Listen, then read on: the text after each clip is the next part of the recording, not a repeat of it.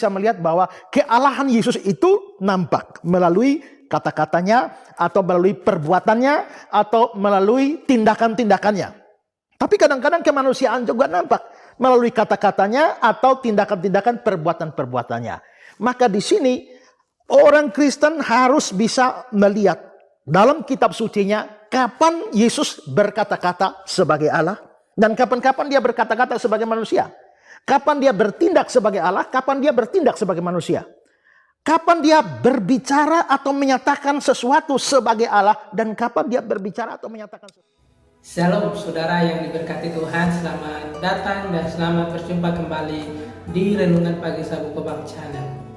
Nah saudara, pada pagi hari ini ada satu komentar yang sangat luar biasa yang diberikan oleh saudara Hasin Wakil. Dia mengatakan bahwa kok Tuhan Yesus bisa lapar, kok Tuhan Yesus bisa haus, kok Tuhan Yesus bisa disunat. Untuk menjawab beberapa pertanyaan ini, saya mengambil satu video di channel YouTube Bapak Pendeta Eskra Soro. Nah, untuk menjelaskan beberapa pertanyaan berikut ini, karena itu mari kita saksikan video berikut ini. Baik saudara-saudara, pertanyaan-pertanyaan yang sangat bagus. Nah, ini memang adalah inti dari iman Kristen. Karena iman Kristen mempercayai Yesus itu sebagai Tuhan dan Allah dalam pengertian yang setinggi-tingginya. Dan kami juga sadar bahwa ada banyak orang yang salah memahami apa yang dipercayai oleh orang Kristen. Ada banyak pendapat atau pandangan yang mengatakan bahwa orang Kristen itu menjadikan Yesus menjadi Tuhan atau mengangkat Yesus menjadi Tuhan. Saudara-saudara, orang Kristen tidak pernah berpikir dan tidak sebodoh itu untuk menganggap bahwa seorang manusia bisa jadi Tuhan. Dan namanya seorang manusia sampai kapanpun dia tidak bisa menjadi Tuhan. Yang dipercaya oleh orang Kristen sebenarnya adalah bahwa Tuhan atau Allah itu menjelma menjadi manusia. Dan itulah yang dipercaya oleh orang Kristen, Allah menjelma menjadi manusia yang lahir di dalam apa yang kami rayakan sebagai peristiwa Natal. Jadi saudara-saudara, kalau manusia jadi Allah, jadi Tuhan, tidak bisa. Tapi kalau Tuhan jadi manusia, Allah jadi manusia, tidak ada yang mustahil. Pada waktu pemberitaan tentang kelahiran Yesus dari malaikat kepada Maria, maka Maria bertanya bagaimana itu mungkin, karena dia belum bersuami, bagaimana dia bisa hamil lalu melahirkan seorang anak. Lalu malaikat menjawab kepada dia, bagi manusia itu mustahil, tapi bagi Allah tidak ada yang mustahil. Jadi tidak ada yang mustahil bagi Allah. Jadi kalau Allah mau jadi manusia, tidak ada kesulitan apapun. Nah, tetapi saudara, Allah ini mempunyai satu sifat. Sifatnya adalah sifat tidak berubah. Jadi Allah tidak bisa berubah, Allah tidak bisa stop jadi Allah, Allah tidak bisa berhenti jadi Allah, Allah tidak bisa pensiun jadi Allah. Artinya adalah sekali Allah tetap selamanya adalah Allah. Tetapi iman Kristen percaya bahwa Allah itu mau menjadi manusia. Kalau Allah mau menjadi manusia, tapi karena Allah punya sifat yang tidak berubah, maka biarpun Allah menjadi manusia, dia tidak pernah bisa berhenti jadi Allah. Kalau begitu di dalam peristiwa yang disebut sebagai inkarnasi itu atau penjelmaan itu, sesungguhnya Allah tidak melepaskan kealahannya sama sekali, tapi dia justru mengambil kemanusiaan atau dia mengambil hakikat manusia. Jadi waktu dia mengambil hakikat manusia, sekarang dia jadi manusia sungguh-sungguh seperti kita. Tapi karena kealahannya tidak hilang, dia tetap adalah Allah.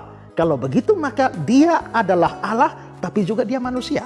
Jadi Yesus Kristus yang dipercayai oleh orang Kristen itu adalah satu pribadi yang unik. Dia adalah Allah sekaligus manusia, atau biasa di dalam kekristenan disebut sebagai Allah yang sejati, manusia yang sejati, atau Allah yang sempurna, manusia yang sempurna.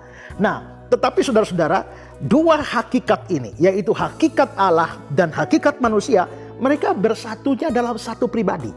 Dan satu pribadi itu mempunyai satu kesadaran. Karena itu maka tidak bisa dua kesadaran ini muncul bersamaan dalam satu pribadi. Artinya tidak mungkin kealahan dan kemanusiaan itu muncul bersamaan. Karena itu kadang-kadang kita bisa melihat bahwa kealahan Yesus itu nampak melalui kata-katanya, atau melalui perbuatannya, atau melalui tindakan-tindakannya. Tapi kadang-kadang kemanusiaan juga nampak melalui kata-katanya atau tindakan-tindakan perbuatan-perbuatannya. Maka di sini orang Kristen harus bisa melihat dalam kitab sucinya kapan Yesus berkata-kata sebagai Allah Dan kapan-kapan dia berkata-kata sebagai manusia. Kapan dia bertindak sebagai Allah, kapan dia bertindak sebagai manusia. Kapan dia berbicara atau menyatakan sesuatu sebagai Allah, dan kapan dia berbicara atau menyatakan sesuatu sebagai manusia. Kapan sifat Allahnya muncul, kapan sifat manusianya muncul. Nah, ini adalah keunikan dari iman Kristen. Nah, karena itu saudara-saudara, maka misalnya kata-kata kalau Yesus dikatakan dia menghardik danau, hei badai diam tenanglah, itu kealahannya. Tidak ada kemanusiaan bisa meredukan badai. Pada waktu Yesus, orang lumpuh dibawa kepada Yesus. Waktu Yesus melihat, dia bilang, hai anakku, dosamu sudah diampuni. Siapa yang bisa ampuni dosa kalau bukan Allah? Manusia biasa tidak mungkin mengampuni dosa. Tapi Yesus bilang, hai anakku, dosamu sudah diampuni. Bahkan dia juga berkata, di dalam dunia ini anak manusia berkuasa mengampuni dosa. Itu pasti kealahannya. Dia juga berkata bahwa anak manusia adalah Tuhan atas hari Sabat. Berarti yang buat hari Sabat itu adalah Tuhan. Yang buat hari Sabat itu adalah Allah. Tapi kalau dia katakan Tuhan atas hari Sabat, ini pasti dia berbicara sebagai Tuhan. Tapi kita juga membaca di dalam fakta kitab suci, kadang-kadang Yesus lapar. Kadang-kadang Yesus haus. Kadang-kadang dia capek. Dia perlu tidur. Dia nangis dan lain sebagainya. Ini menunjukkan dia manusia. Dia lahir, dia mati. Itu menunjukkan kemanusiaannya. Maka di sini ada hal-hal, ada kata-kata, sifat-sifat, tindakan-tindakan Yesus yang menunjukkan kealahan. Ada kata-kata, perbuatan-perbuatan atau sifat-sifat Yesus yang menunjukkan dia adalah manusia. Nah, kata-kata atau hal-hal yang membuktikan Yesus ini Allah tidak boleh dipakai sebagai bukti bahwa dia bukan manusia. Dan hal-hal yang membuktikan bahwa dia manusia tidak boleh dipakai untuk membuktikan bahwa dia bukan Allah. Saya pernah memberikan ilustrasi bahwa saya adalah seorang pendeta. Tapi biarpun saya seorang pendeta, saya juga adalah pemain pingpong. Ya, saya pemain pingpong, saya juga pendeta. Karena saya pendeta, saya bisa berpenampilan seperti seorang pendeta. Saya pakai toga, atau saya melakukan tindakan-tindakan yang dilakukan oleh pendeta. Misalnya saya memakamkan orang, atau saya memimpin perjamuan kudus, atau saya menikahkan orang. Itu adalah tindakan-tindakan saya sebagai pendeta. Tapi sebagai seorang pemain pingpong, saya juga bisa berpenampilan seperti seorang pemain pingpong. Saya bisa bawa bat, saya bisa bawa bola pingpong, saya bisa bersikap atau juga bergerak-gerik seperti seorang pemain pingpong. Nah, pada waktu saudara melihat saya berpenampilan sebagai seorang pendeta, saudara tidak bisa, wah dia berpenampilan seperti pendeta. Kalau begitu dia bukan pemain pingpong. Atau kalau saudara lihat saya bawa bat, bawa bola pingpong, loh dia kok berpenampilan seperti pemain pingpong, pasti bukan pendeta. Tidak bisa. Saudara membuat kesalahan kalau demikian. Karena saudara memakai apa yang menunjukkan saya pemain pingpong untuk membuktikan saya bukan pendeta. Saudara memakai apa yang membuktikan saya pendeta untuk menyatakan bahwa saya bukan pemain pingpong. Itu salah.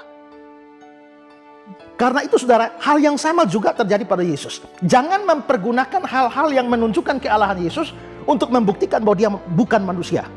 Jangan juga memakai hal-hal yang membuktikan bahwa Yesus itu manusia untuk menyatakan bahwa dia bukan Allah. Nah, kebanyakan salah paham terhadap iman Kristen di sini. Iman Kristen dengan mantap bisa menjawab semua keberatan terhadap kealahan Yesus dengan menyatakan bahwa hal-hal yang seringkali dipakai untuk menunjukkan bahwa Yesus bukan Allah sebenarnya hanya membuktikan bahwa dia adalah manusia.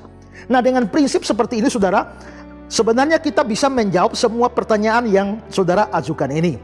Misalnya, waktu Yesus mengatakan Eli, Eli lama sabachthani,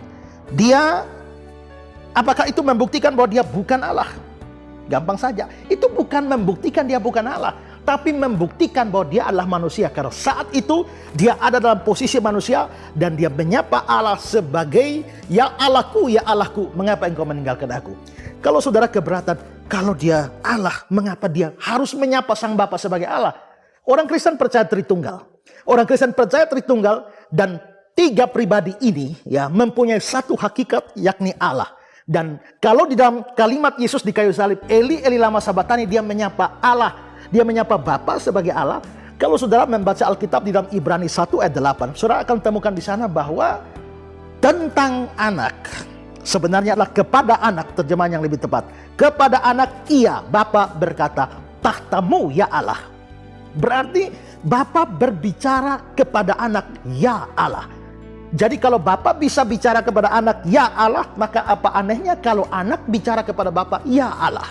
Itu bukan sesuatu yang aneh dalam iman Kristen, Karena apa saudara? Karena masing-masing pribadi itu mempunyai hakikat yang sama, yaitu Allah.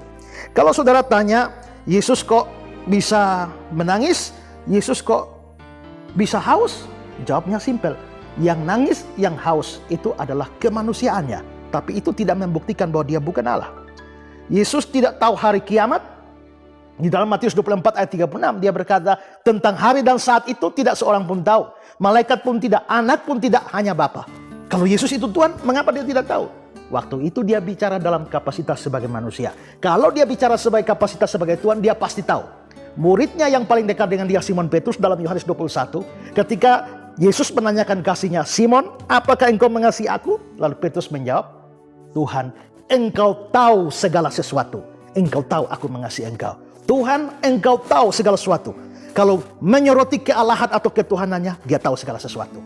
Tapi kalau bicara kemanusiaannya, dia memang tidak tahu. Ya.